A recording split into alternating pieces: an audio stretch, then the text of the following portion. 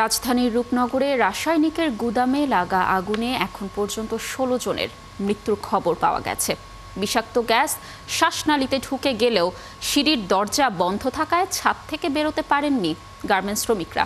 এদিকে অগ্নিকাণ্ডের ঘটনায় বিএনপির পক্ষ থেকে ঢাকা মহানগর উত্তর আহ্বায়ক নিহত প্রতিটি পরিবারকে ১ লক্ষ টাকা সহযোগিতা করবেন বলে জানিয়েছেন দলটির সিনিয়র যুগ্ম মহাসচিব রুহুল কবির রিজভী।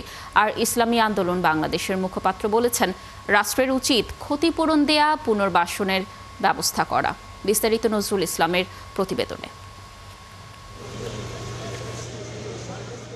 রাত ১২টায় মিরপুরের শিয়ালবাড়ি এলাকার অগ্নিকাণ্ডের ঘটনাস্থল পরিদর্শনে আসেন বিএনপি সহ অন্যান্য রাজনৈতিক দলের নেতাকর্মীরা।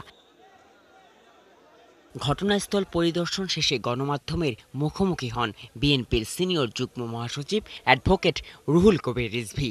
জানান, অগ্নিকাণ্ডের ঘটনার পুনরাবৃত্তিতে অন্তর্বর্তী সরকারকে সঠিক এবং সুষ্ঠু তদন্তের আহ্বান। আর কতদিন এই কেমিক্যাল কারখানা, বিভিন্ন প্লাজা ধ্বংস হয়ে আমরা শুধু মানুষের মৃত্যুর মিছিল এবং মৃত্যুর লাশ আমরা গুনব।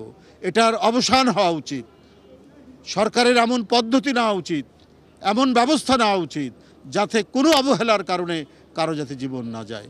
একই সাথে মালিক পক্ষের কোনো গাফলতি থাকলে তাদের বিরুদ্ধে ব্যবস্থা নেয়ার দাবি জানান ইসলামী আন্দোলন বাংলাদেশের মুখপাত্র গাজী আতাউর রহমান।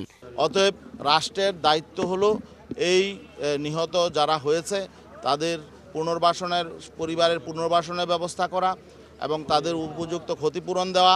এদিকে আগুন এখনো নিয়ন্ত্রণে আসলেও শঙ্কা পুরোপুরি কাটেনি বলে জানান ফায়ার সার্ভিসের মহাপরিচালক। তো যেহেতু কেমিক্যাল দুর্ঘটনা কিন্তু ফেস করতে হয়, একটু সময় নিয়ে কিছু প্রোটোকল আছে, সেগুলো আমরা মেনে চলতেছি সময় দিয়ে। এটা হয়তো কয়েকদিন সময় লাগতে পারে। এটা কালকে সকালে আমরা আমাদের একটা বুয়েটের প্রতিনিধি দলও আনবো, ওনাদের মাধ্যমেও আমরা ব্যাপারটা দেখে আমরা ফার্দার সিদ্ধান্তগুলি নিব। ফায়ার সার্ভিসের পক্ষ থেকে বারবার প্রচার ও নির্দেশনা দেওয়ার পরও কেমিক্যাল গুদাম স্থাপনের বিষয়ে সতর্কতা মানা হচ্ছে না বলেও জানান ফায়ার সার্ভিসের এই শীর্ষ কর্মকর্তা। নজরুল ইসলাম, ৭১, ঢাকা।